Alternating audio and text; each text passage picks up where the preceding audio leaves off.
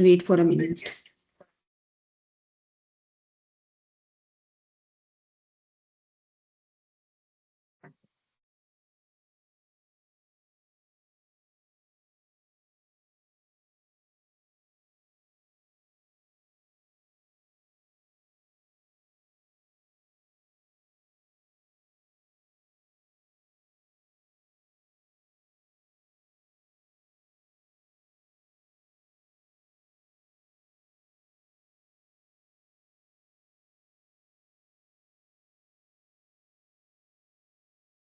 Good evening, everyone. Now I welcome Dr. K.K. Singh, sir. Dr. K.K. Singh is a highly accomplished scholar in the field of machine learning and artificial intelligence. He holds a postgraduate degree in machine learning and AI from the International Institute of Information Technology, Bangalore. He earned his PhD from the prestigious Indian Institute of Technology, Roorkee, specializing in digital image processing and machine learning, and has a Master of Science in Machine Learning and AI from Liverpool John Moore University, UK. Dr. Singh is a senior member of IEEE and has delivered expert talks at various IEEE conferences, faculty development programs, and other academic conferences. He is a distinguished researcher who has been honored with the C.R. Raman Award for being the best researcher in this field. Additionally, Dr. Singh is the author of several internationally and nationally recognized books. We welcome you, sir. Thank you, ma'am. My screen is visible. Yes, sir, it's visible. Okay. Okay, so we will start from fundamental of machine learning and then we'll discuss transformer to GPT. First, we'll define what is neural network. So, neural network date back decades. So, why the resurgence? So, in 1952, the stochastic gradient descent evolved. In 1952, perceptron with learnable weights. In 1986, backpropagation multi-layer perceptron. Backpropagation is basically a backbone of deep learning algorithm. In 1995, deep convolution neural network and digit recognition. So, why the resurgence? The first reason is like big data. Big data means large data set available for training purpose, and for these data set, obviously the easier collection and storage facility available nowadays, and also hardware also supporting like GPU we have GPU TPU right now, and massively parallelizable. So, and another thing is the software means libraries are nowadays libraries are easy to implement, improve techniques, new model, and toolboxes. So if we'll define artificial neural network, just a minute. So artificial neural network basically consists of input, weight, summation, activation function, and output. Here we can see like n number of inputs here. So here n number of inputs we are taking here. For example, so input will multiply by their corresponding weights, and then we will add one bias. So here the product of input and their corresponding weights plus bias, and then we will pass this summation whatever you will get here will pass through one activation function, and finally you will get output. So activation function is applied. Note that here we are using a step function, but there are other more activation popular activation function like sigmoid, hyperbolic tangent, rectifier, ReLU, and more. And here output is either triggered as one or not as zero. So here a y hat function, this one y hat to the label output produced by our perceptron model. So one or zero, we are saying on this basis, whatever the activation function you will use. So this is a basic fundamental model, or we can say perceptron is the simplest form of neural network. This is an example of single layer perceptron. Single layer perceptron has just two layers of input and output. It only has a single layer, hence the name single layer means input layer and only output layer. So single layer perceptron can learn only linearly separable patterns. In multi-layer perceptron, it means input layer and output layer, and in between other layer also possible. Like there are two hidden layers we are taking.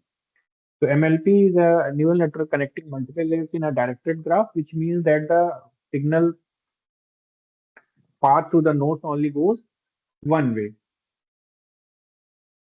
I think it is clear to all.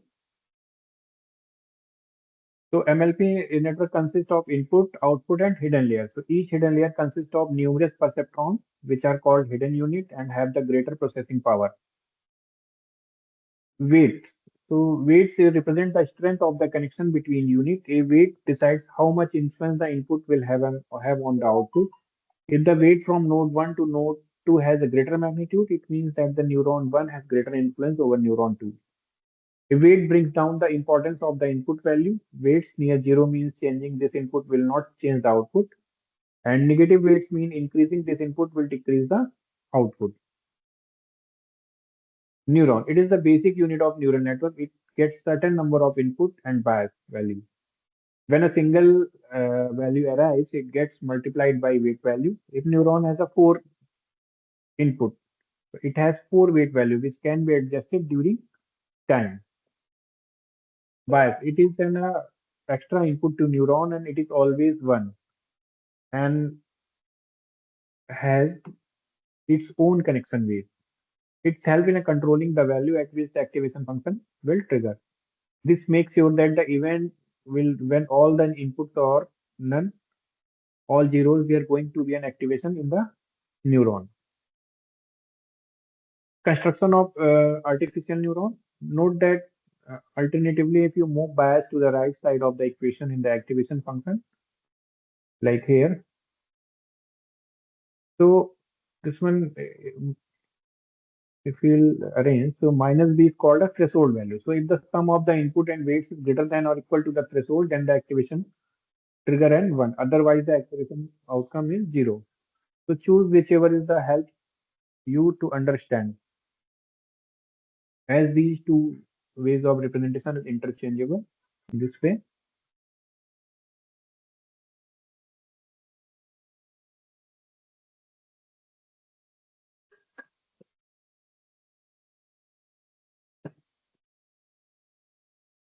Perceptron is a function that maps its input.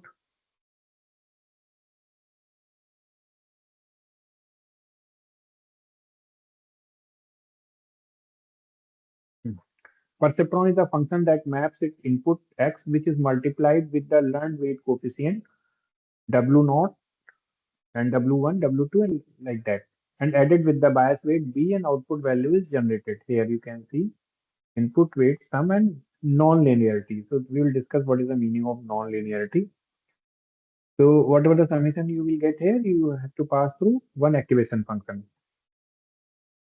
So with these numeric values, we can easily understand the working of perceptron model. Here, this input is 2, 3, -1, 5, and 1.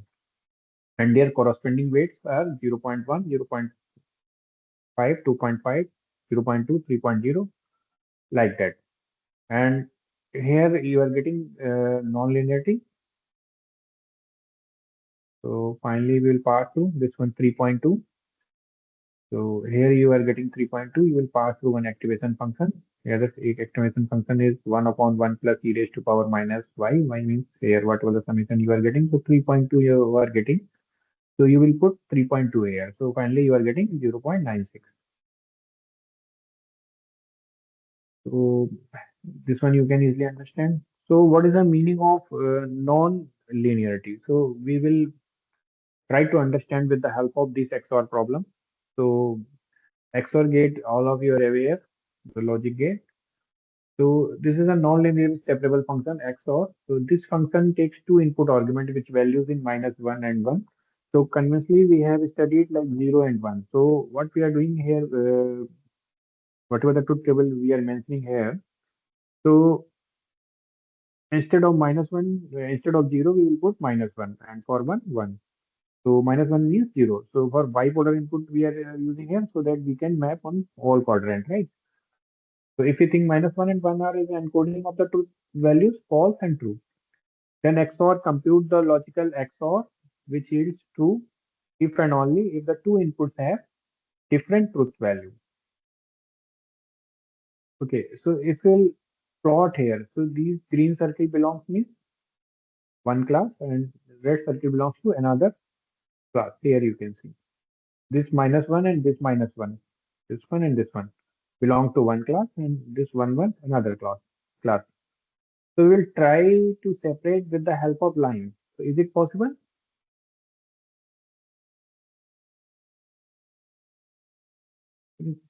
This one is not possible here because this is a non-linearly problem. I think all of you can understand with this example.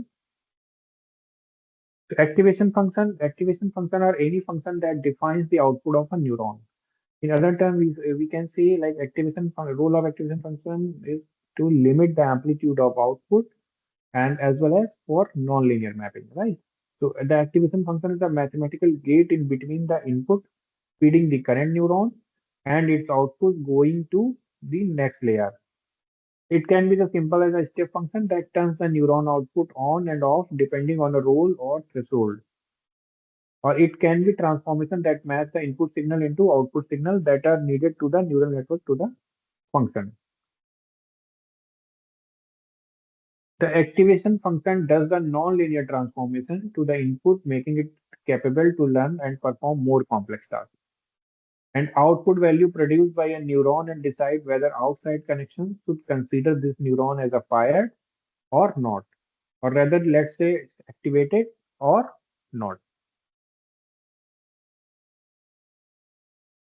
So type of activation function. So we'll discuss first one is a binary activation function. The binary step function is a threshold based activation function. If the input value is above or below a certain threshold, the neuron is activated and send exactly the same signal to the next. The problem with a step function is that it does not allow multi-value output. For example, it cannot support classifying the input into one of several categories.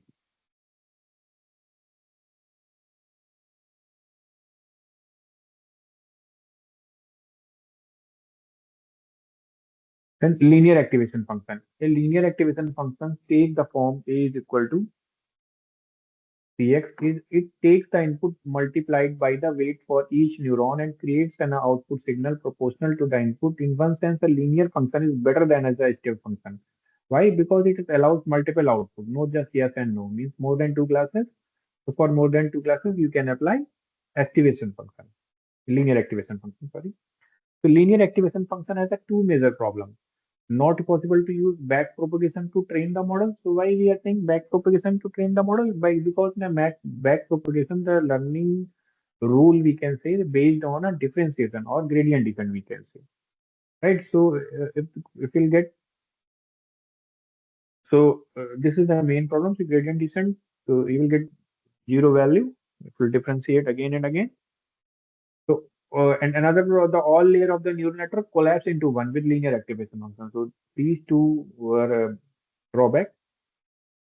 So a neural network with a linear activation function is simply a linear regression model. It has a limited power and ability to handle complexity varying parameter of input data.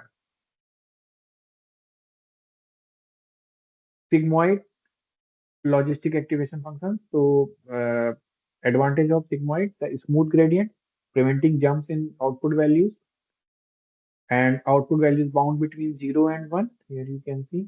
So I already told like the role of activation function is limiting the amplitude of output. So here the bound between 0 and 1. And the clear prediction for x above 2 or below minus 2 tends to bring the y value to the edge of the curve very close to 1 or 0. This enables clear prediction. Sigmoid logistic activation function. Disadvantage of sigmoid logistic activation function is vanishing gradient.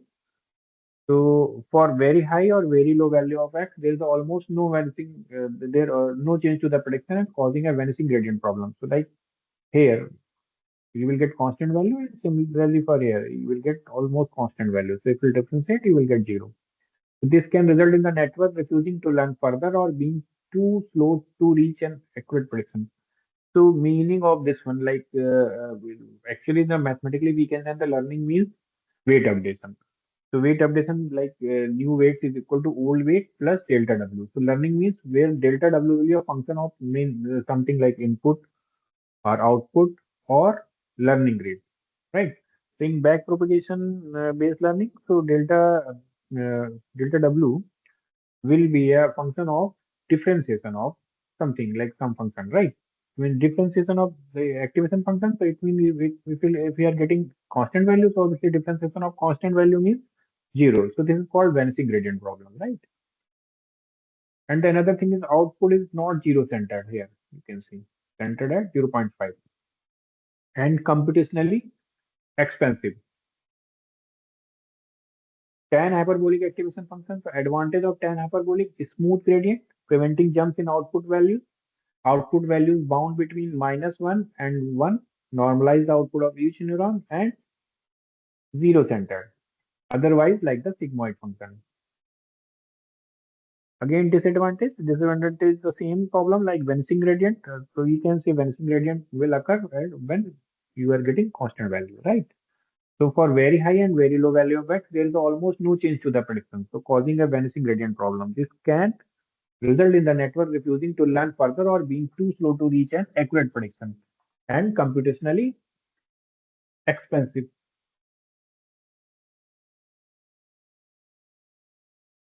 ReLU activated linear unit activation. So this is very popular for deep learning algorithm. So advantage of ReLU activation function is computationally efficient, allow the networks to converge very quickly, and non-linear mapping. Although it looks like a linear function, but ReLU has a derivative function and allows for back propagation.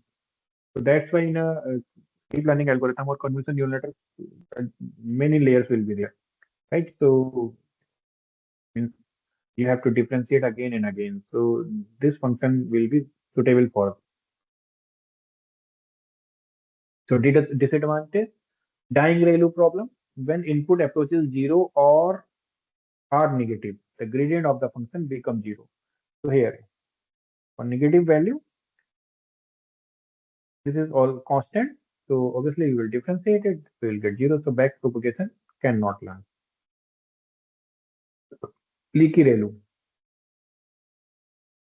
So advantage of leaky ReLU is a prevent dying ReLU problem. This variation of ReLU has a small positive slope in the negative area, so it does enable back propagation even for negative input value. Otherwise, like ReLU, the function of leaky ReLU is max 0.1 x comma x. So for comparatively or for comparison purpose, you can see this chart. So unit step you can use for perceptron variant, signum also for perceptron variant.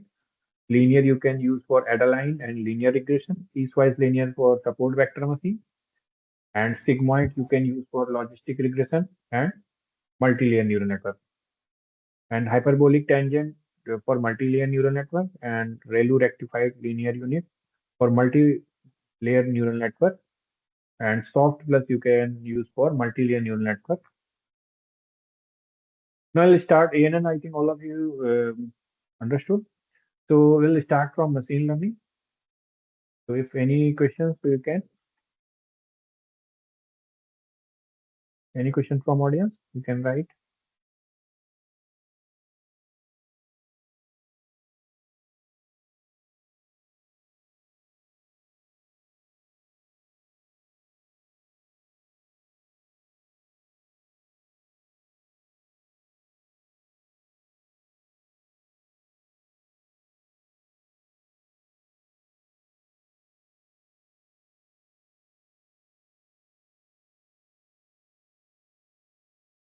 Okay, no question. Should I proceed? Okay, so machine learning is a set of algorithms that pass data, learn from them, and then apply what they have learned to make intelligent decisions. So it means here input, and you will extract some features from input, and that extracted feature you will feed to the traditional machine learning algorithm. So traditionally, software engineering combined human-created rules with data to create answer to a problem. So instead, machine learning use data and answer to discover the rule behind a problem. So this is the basic difference between uh, normal software engineering or a normal program and machine learning. The machine learning algorithm will learn and then apply. So discover the rule behind the problem and apply.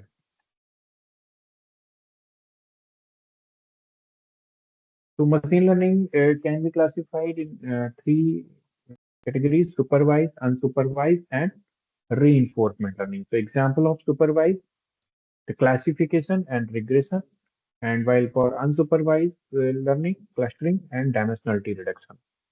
And third one is the reinforcement learning. So in supervised classification, it will give will see example of classification.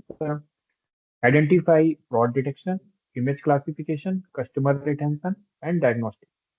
And for regression, like advertising, popularity prediction, weather forecasting, market forecasting, estimating life expectancy, and population growth. And dimensionality reduction, we can say big data visualization, meaningful compression, structure discovery, and feature elicitation. So here we'll discuss in upcoming slide. In clustering, so another example is clustering. So clustering we can use for recommender system, targeted marketing, and customer segmentation. Reinforcement learning we can use for in gaming industry. We can use reinforcement learning, real time decision, robot navigation, and learning task and skill acquisition. So machine learning model can be classified into the following three types based on the task performed and the nature of the output. First one is the regression. The output variable to be predicted is a continuous variable. Like example, a score of a student. So and classification, the output variable to be predicted, or we here for regression we can say like some formula. Like if you want to convert Celsius to Fahrenheit, so you can use the regression, right? Some samples you can provide, mean some values like in terms of like for input values like some Celsius values and corresponding output values in uh, Fahrenheit, and that sample you will provide, or you can say level basically provide to the regression algorithm, so you can predict the like for any Celsius value, you can predict the corresponding Fahrenheit value. In a classification, the output variable to be predicted as a categorical variables like incoming emails, spam, or ham, like that. In clustering, no predefined notion of level allocated to group cluster formed. Example, customer segmentation for generating discount. So here you can see example of supervised learning like regression and logistic regression, naive Bayes, Cannon, decision tree, and support vector machine, etc. So I already told like supervised learning deals with the learns with the level data. This implies that some data is already tagged with the correct answer. Simple linear regression. The most elementary type of regression model is a simple linear regression, which explains the relationship between a dependent variable and one independent variable using a straight line. The straight line is plotted on the scatter plot of these 2 points.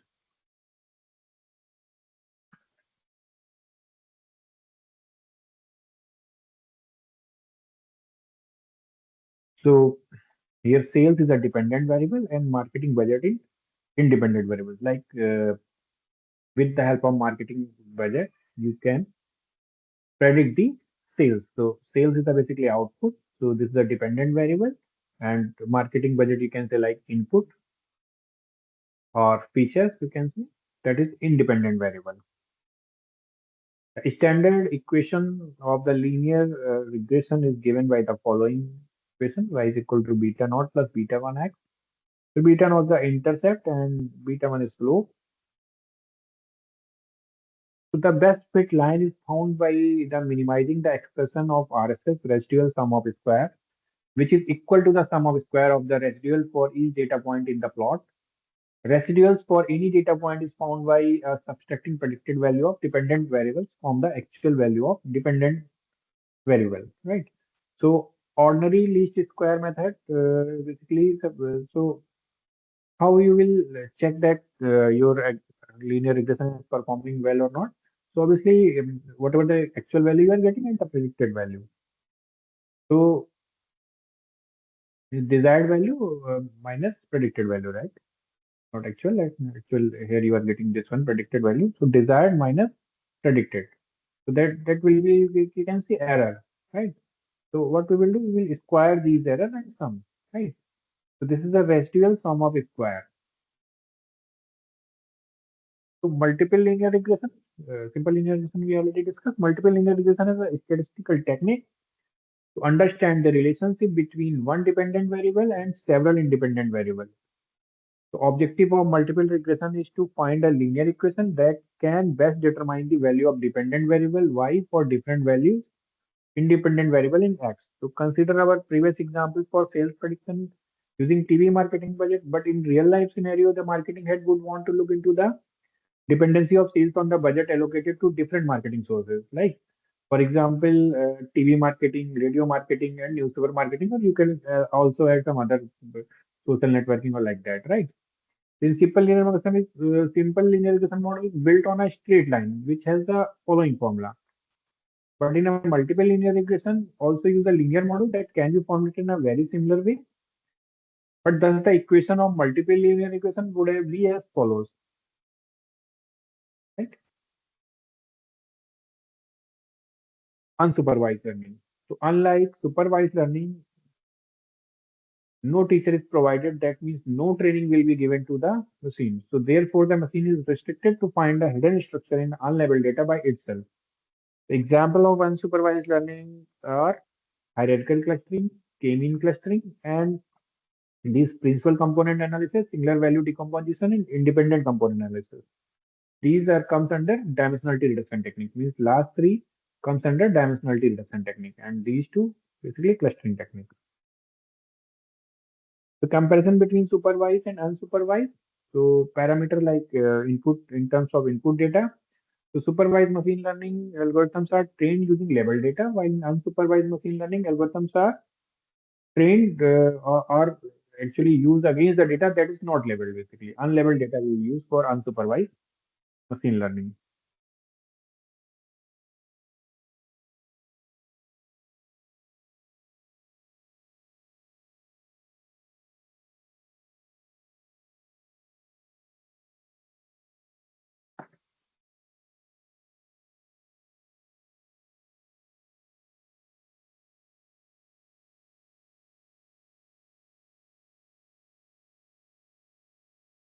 So reinforcement learning is an area of machine learning. It is about taking a suitable action to maximize reward in a particular situation. And in the absence of training data set, it is bound to learn from its experience.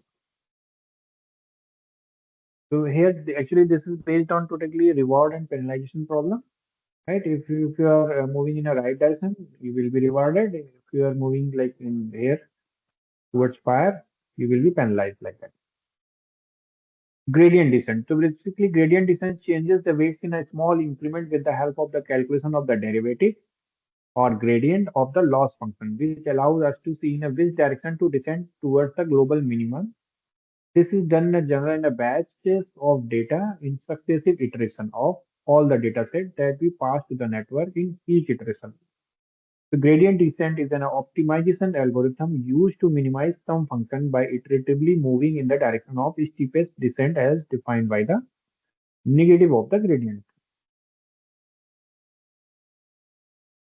The gradient is a vector valued function that represents the slope of the tangent of the graph of the function, pointing the direction of the greatest rate of increase of the function.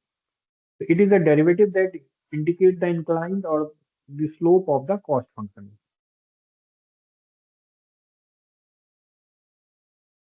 So imagine you are the top of mountain, your goal is to reach the bottom field, but there is a problem, you are blind. So how you can you come with a solution? So well, you will have to take a small step around and move towards the direction of the higher incline. You do this iteratively, moving one step at a time until finally reach the bottom of the mountain. So here you can see these visualization.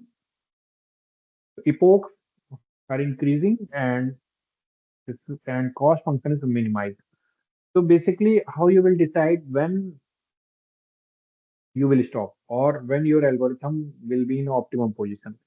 So basically, I've already described for a perceptron model or basic NN model. So input multiplied by their corresponding weight, and finally you will get output. But there will be a one loss function or cost function, right? For linear regression, you can see for mean square error we can use as a loss function. So this loss function should be minimum, and you will perform this one as iteratively, right? Means iteratively you will update weights and you will check loss function, right? Then who will optimize and how you will check that loss is optimized or not? Optimized means for these case you will minimize the loss function. So obviously you have studied in 12th class or in lower classes you have studied differentiation. So how you will check maximum or minimum? You will check with the help of differentiation. The same technology or same technique we will use here.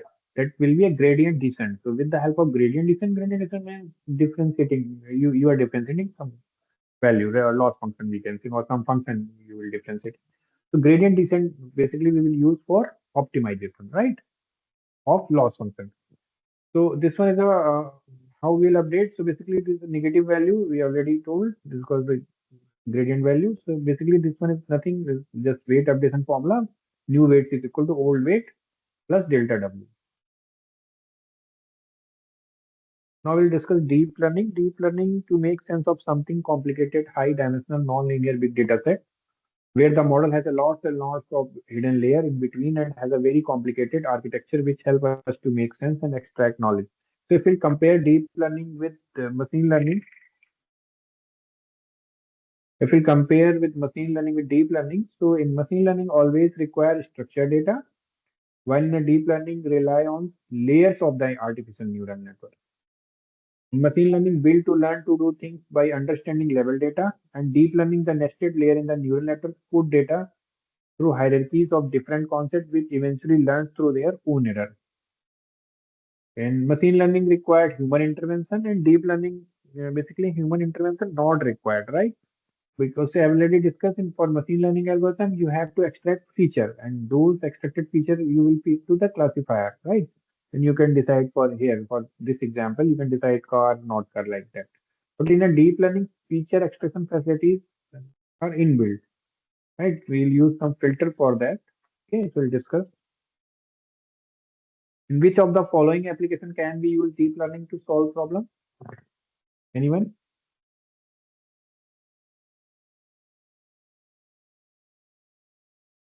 Anyone can guess?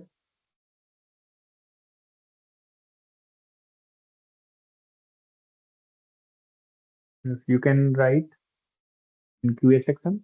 I think it is enabled.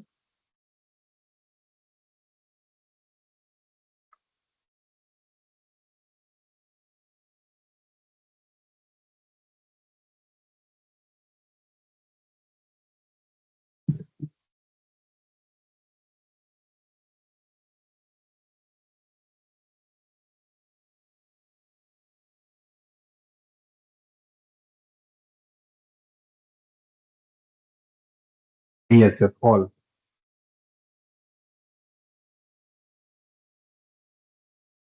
Okay, all of these.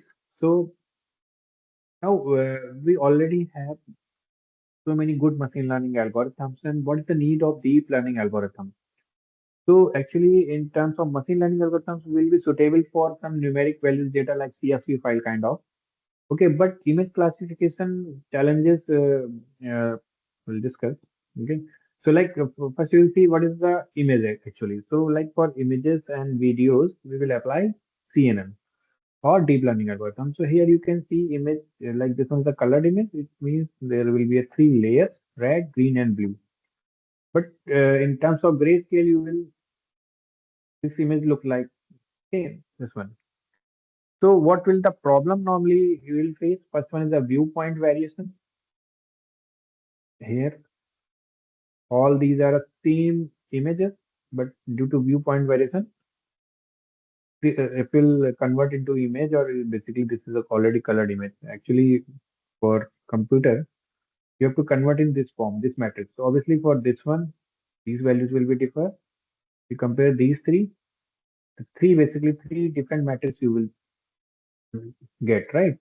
So obviously result will be something else for machine learning algorithm, but all these are same, means we can identify, means our I can identify, or our brain with the help of I can easily identify, but for machine learning algorithm it is not possible.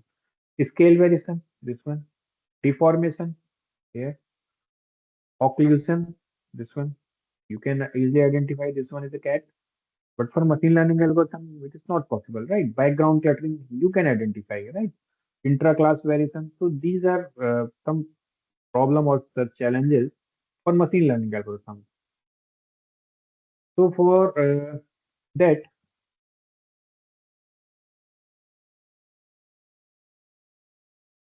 convolution neural network are specified architecture which work particularly well with the visual data, basically images and video, and have been largely responsible for revolutionizing deep learning by setting new benchmark for many image processing tasks that were very recently considered extremely hard. Although the vanilla neural network, that is multi-layer perceptron, can learn extremely complex functions, their architecture does not exploit that what we know about the brain reads and process images. For this reason, although MLP are successful in solving many complex problems, but they had not been able to achieve any major breakthrough in the image processing domain. I already described like why this happened, right? So basically, CNN evolved from ImageNet challenge. So CNN had first demonstrated their extraordinary performance in the ImageNet large-scale visual recognition challenge (ILS-VRC). The ILS-VRC uses a list of 1,000 images or image categories, basically not images, 1,000 image categories or classes, and has about 1.2 million training images. And the original challenge is an image classification task. So here you can see the impressive result. So this figure where they now outperforms humans, having a 5% error rate. The error rate of the ResNet and recent variant in a CNN family is close to 3%.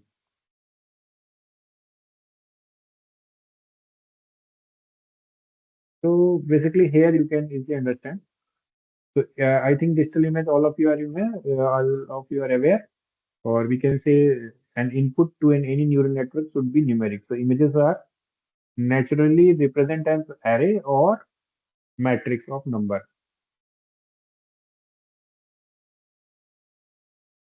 So CNN basically here you can see our means like CNN is the imitation of human brain, and similarly deep learning algorithms of CNN is the imitation of our visual cortex system. That's why we can easily identify clutter object and viewpoint variation, such kind of problem. It can we are not facing actually, right? So due to only visual cortex system. In visual cortex system, this is a layered structure having some filters. So here you can see. So this is a basically fundamental block of CNN. So input layer, convolution, pooling, and fully connected layer, and softmax, and finally you will get output. So input layer of CNN, input layer in a CNN should contain image data. You need to reshape it into a single column. Suppose you have an image of dimension 28 cross 28, it means 784 pixel will be there. So you need to convert it into 784 cross 1. So we'll try to understand what is the basic working of convolution. So with this diagram, you can easily understand this visualization. So mathematically, the convolution operation is a summation of element-wise product of two matrices. So here you can see one matrix is floating over the original image, right? So this one is a basically element-wise product of two matrices. Let's suppose there are two matrices X and Y. If you convolve the image X using filter Y, the operation will produce the matrix Z, right? To using element-wise product. So here you can see. So whatever is in orange color, it is written now. So it multiplied by there, where this mask is moving, mask or filter or channel, all the same thing. So here you can see the originally input image size is 5 cross 5 cross 1. But after convolution operation, what we are getting? 3 cross 3 cross 1. It means here size is reduced, right? But our that one will describe for like colored images. Obviously, there will be a three channel or three layer, red, green, and blue. And in similar fashion, like earlier, we have operate or convolution operation we have done. In similar way, here also we will perform, but we will perform for three layers and concatenate. After convolution, we can concatenate. So objective of the convolution extraction operation is to extract the high level feature. While you are here, output of convolution is basically reduced size of image. But our goal is not to reduction of image size, right? Our goal is for convolution operation basically extract the high level features such as the edges from the input image. Components need not be limited to only one convolution layer. Conventionally, the first convolution layer is responsible for capturing the low-level features such as edges, color, gradient operation, etc., gradient orientation, etc. So convolution layer also contains ReLU activation to make all negative values to zero. ReLU is a rectified linear unit activation function. Advantages of ReLU is computationally efficient, allow the networks to converge very quickly, and non-linear. Although it looks like a linear function, ReLU has a derivative function and allows for backpropagation. So dropout and batch normalization. So dropout is a regularization technique. On each iteration, we randomly shut down some neurons on each layer and don't use those neurons in a both forward propagation and back propagation. So basically, if we discuss about the CNN, or we can say CNN is a basically a feed forward neural network, but uh, weight updation or learning is based on a back propagation, right? So the learning algorithm will have no idea which neuron will be shut down on every iteration. So therefore, force the learning algorithm to spread out the weights and not focus on some specific features or unit. In batch normalization, we normalize the input layer by adjusting and scaling the activation. For example, when we have features from 0 to 1 and some from 1 to 1000, we should normalize them to speed up learning if the input layer is benefiting from it.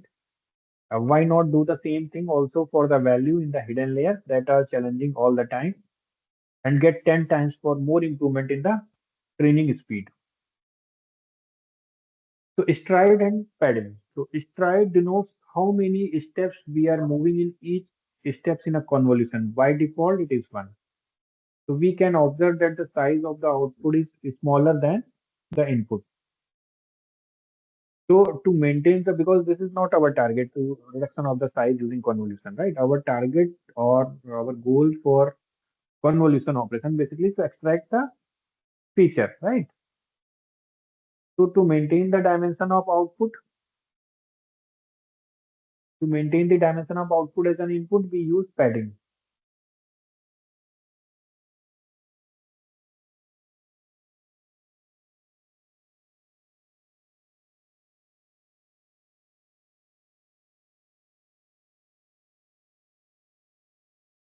To maintain the dimension of output as in input, we use padding, and padding is a process of adding zeros to the input matrix symmetrically. In the following example, the extra gray block denote the padding. It is used to make the dimension of output same as input. Pooling. Similar to the convolution layer, the pooling layers are responsible for reducing the spatial size of the convolved feature. This is to decrease the computational power required to process the data through dimensionality reduction. Furthermore, it is useful for extracting dominant features which are rotational and positional invariant.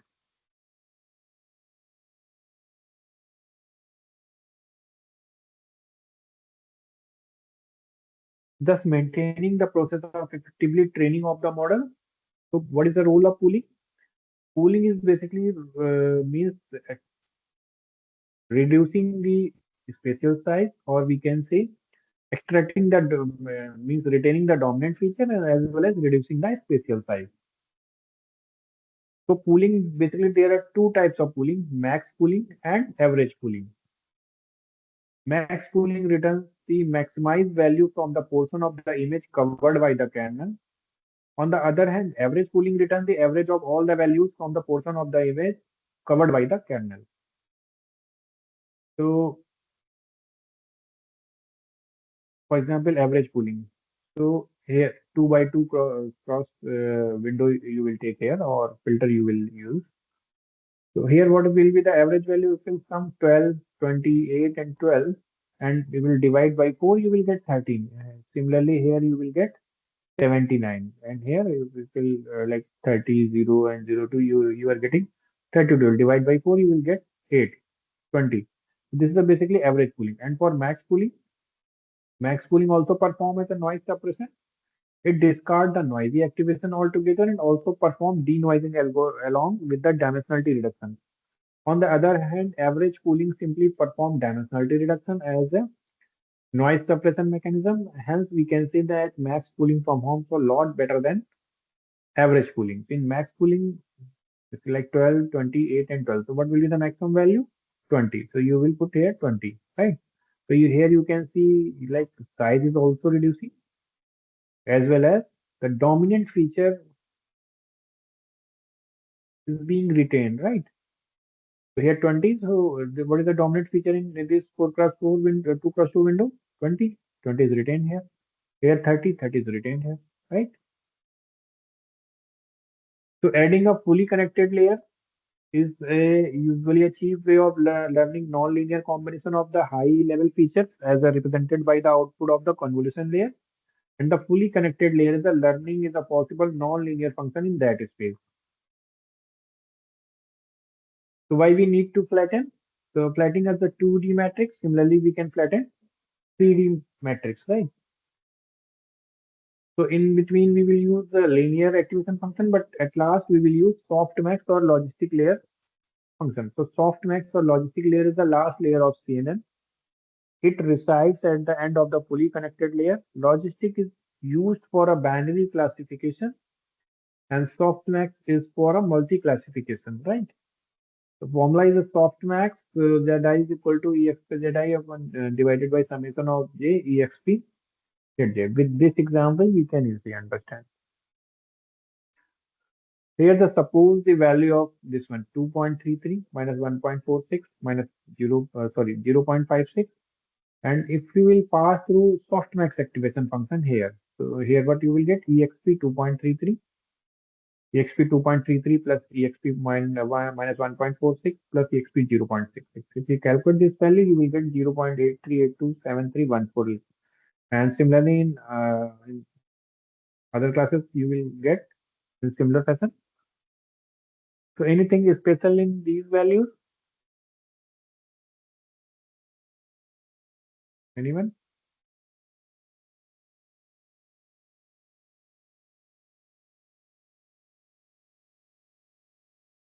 Anyone can guess?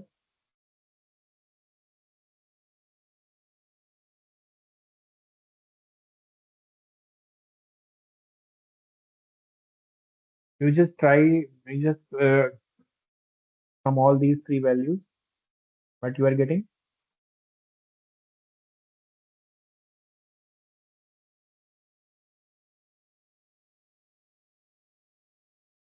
One, right?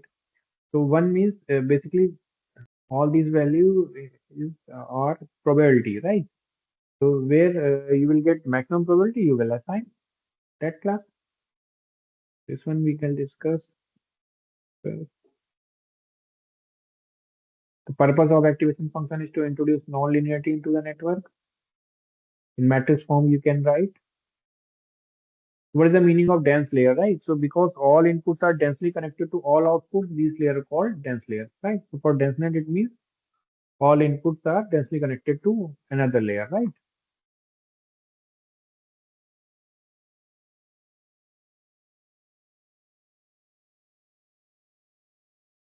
If you want to write this model in TensorFlow, so similarly, simple way, just import TensorFlow as TF. So model is equal to tf.keras.sequential and condense n. this layer, right? And uh, finally, there are two output or last layer two neurons. So tf.keras.layer.den 2. In this way, you can create model. Like suppose and numbers of layer will be there, then this way you can write.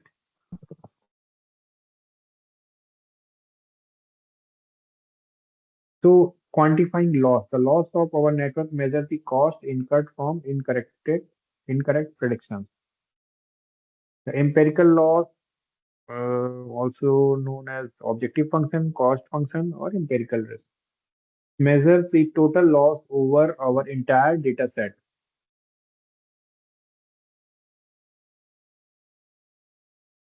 Cross entropy loss can be used a model that output a probability between 0 and 1.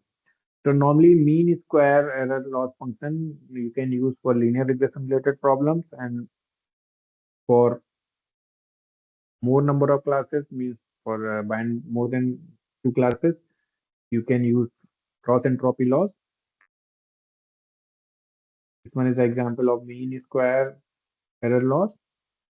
Mean square error loss can be used as a regression model that output continuous real number.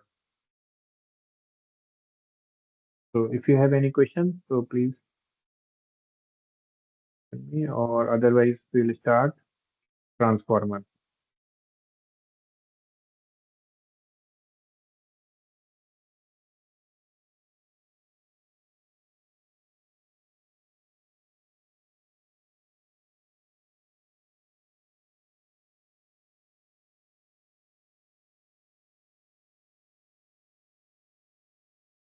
So what is transformer? The transformer is a model that uses attention to boost the speed with which these models can be trained, and the transformer outperforms the Google neural machine. The transformer translation model in a specific task. The transformer lends itself to parallelization. It is in fact a Google Cloud recommendation to use the transformer basically in a cloud TPU. The transformer was proposed in the paper Attention is All You Need, and TensorFlow implementation of available for Tensor to Tensor package.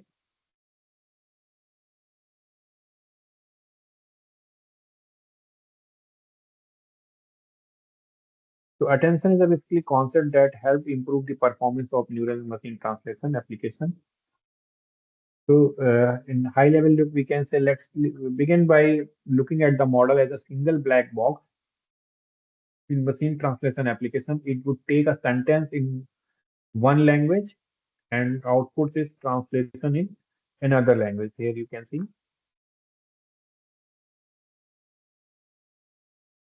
So uh, popping open the Optimus Prime coordinates as we see an encoding component and decoding component and connection between them. Here you can see encoder and decoder. The encoding component is a stacks of encoder.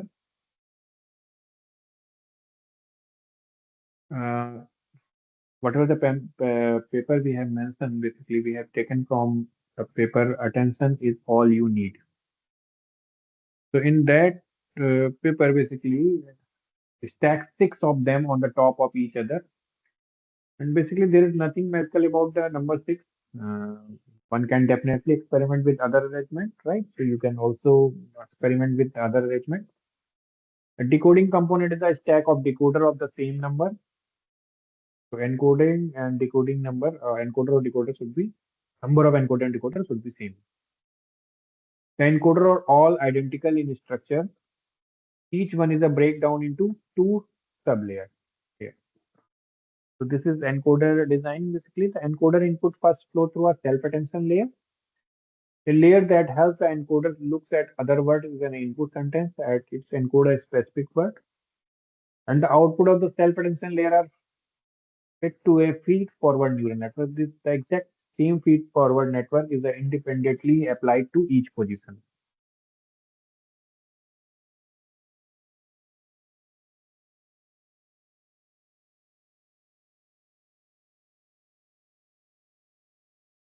Decoder has both the layers between them is an attention layer that helps the decoder focus on a relevant parts of the input sentence.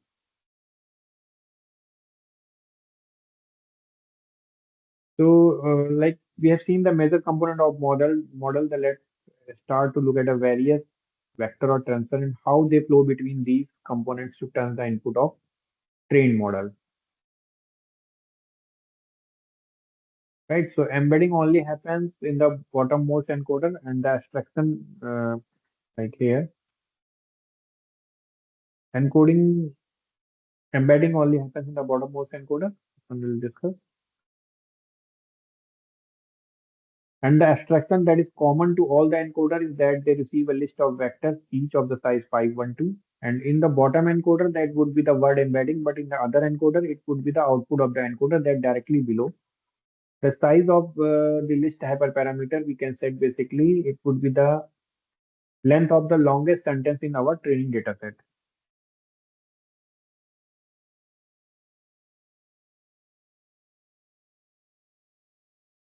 After embedding the word into our sentences or in input sequence, each of them flow through each of the two layers of the encoder.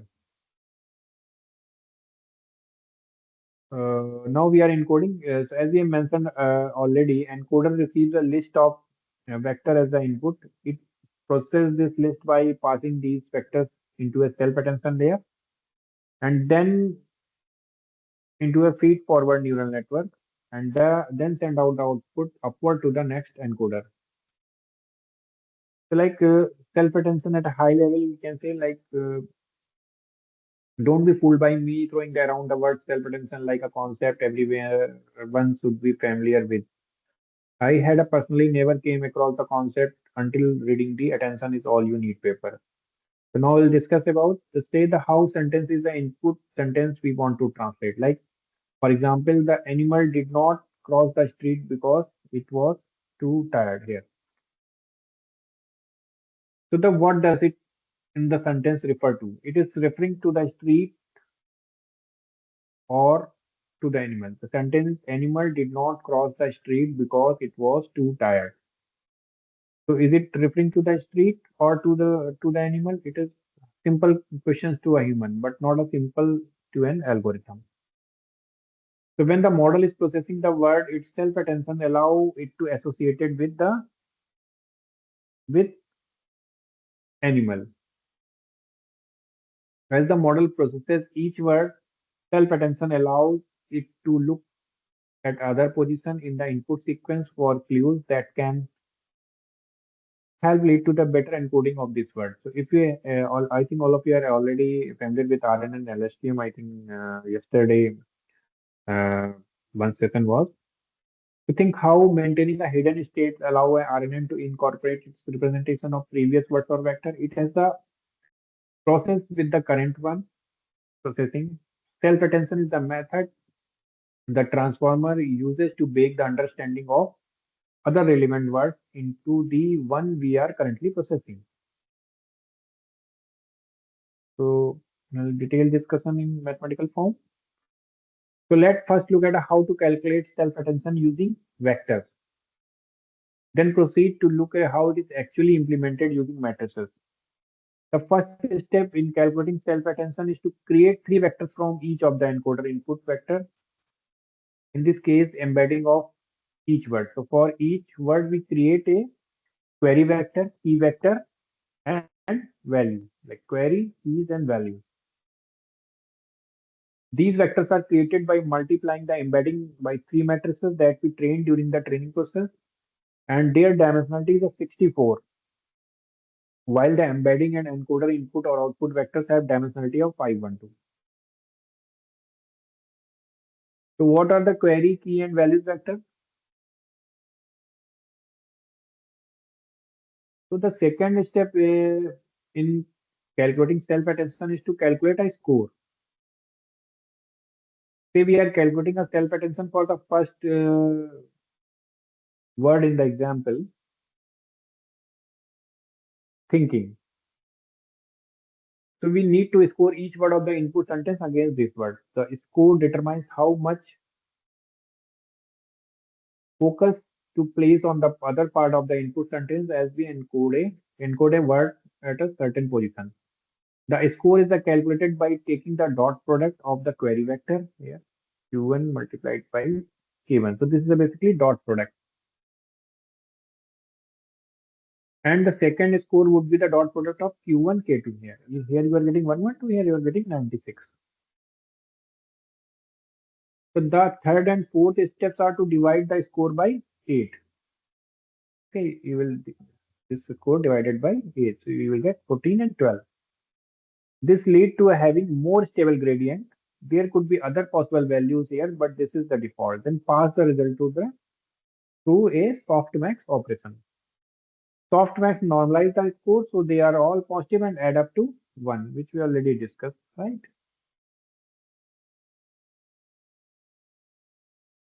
The fifth step is to multiply each value vector by the softmax score, and the intuition here is to keep intact the values of the word. So we want to focus on and drawn out irrelevant words by multiplying them by the tiny numbers like 0.001 example. Sixth step is to sum up to the weighted vector values, and this produces the output of the self-attention layer at the position.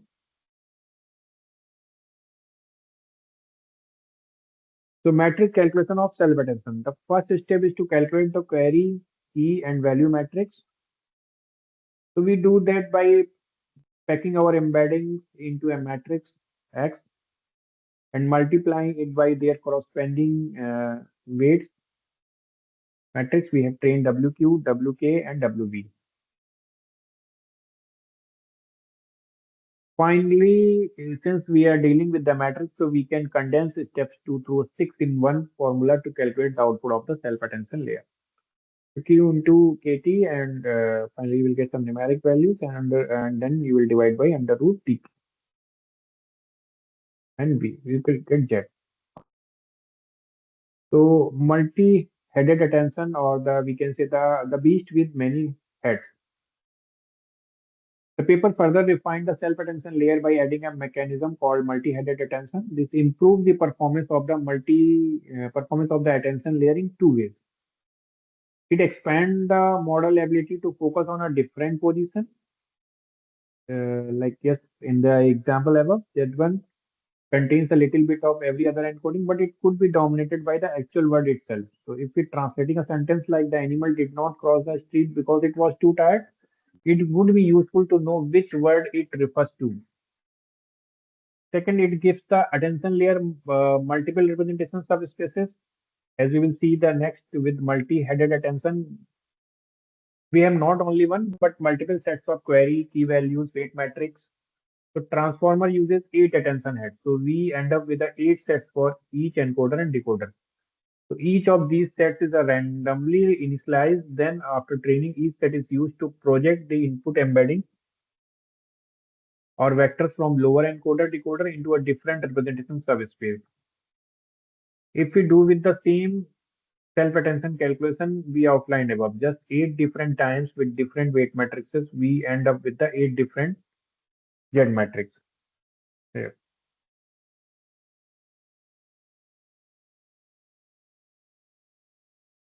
So here you can see concatenation of all the attention heads then multiplied with the weight matrix W naught that was trained jointly with the model X. Now, third, the result would be the matrix that captures information from all the attention heads. So we can send this forward to the feed-forward neural network. This is a complete example what we have discussed in previous slide.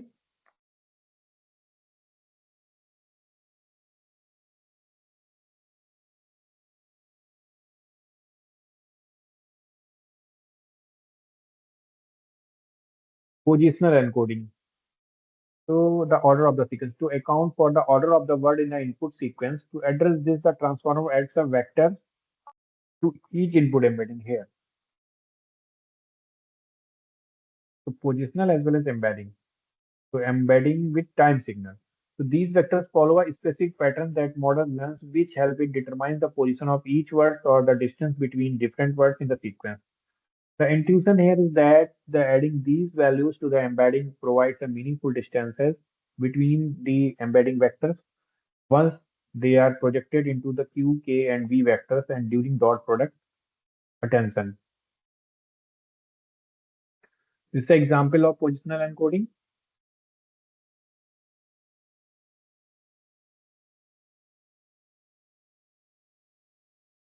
This is the detailed architecture of the encoder that we need to mention before moving on.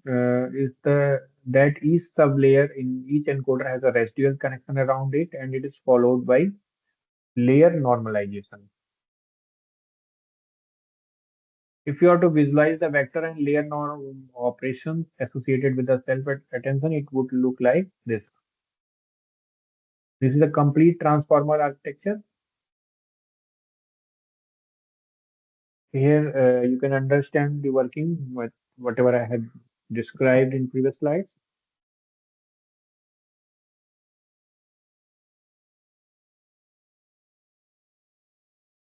Here you can see how operation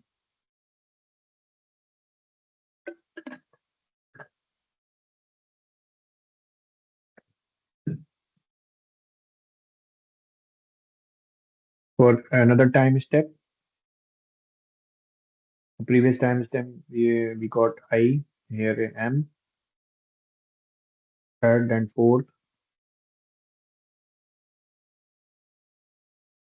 The following steps repeat the process until a special symbol is reached indicating the transformer decoder has completed its output, and the output of each step is fed to the bottom decoder in the next time step.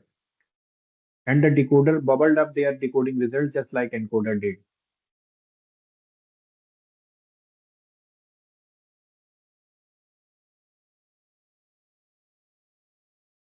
The final layer in softmax, the decoder stacks output a vector of float. That softmax layer then turns those scores into probabilities. All positives all add up to 1. The cell with the highest probability is chosen. The word associated with it produced as its output for this time step. Now we'll discuss BERT. BERT is a basically bidirectional encoder representation from transformer. Is a recent paper published by a researcher at Google AI language. It has caused a stir in the machine learning community by presenting state-of-art result in a wide variety of NLP tasks including question answering, natural language inference, and others. How BERT works? So BERT makes use of transformer and attention mechanism that learns contextual relations between words in a text. In its vanilla form, transformer includes two separate mechanisms: encoder that reads the text input and decoder that produces a prediction for the task. Since BERT goal is to generate a language model, only the encoder mechanism is necessary. So, and opposite to the directional model, which read the text input sequentially left to right or right to left, the transformer encoder reads the entire sequence of word at once. This one is clear. So therefore, it is a considered bidirectional. So it would be means left to right or right to left. But here the transformer encoder reads the entire the sequence of word at once.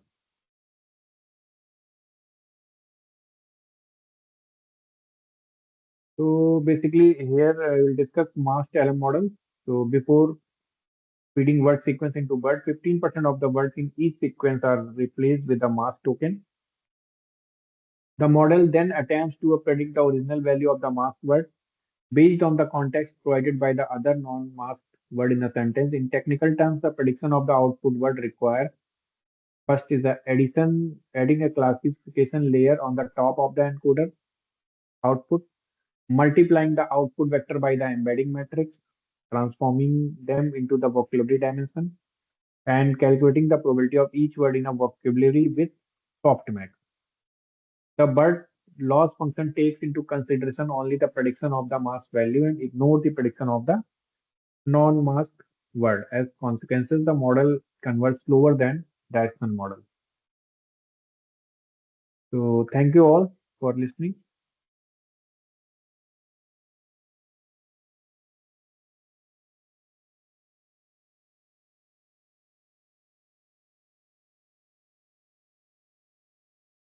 If you have any question or query, you can ask.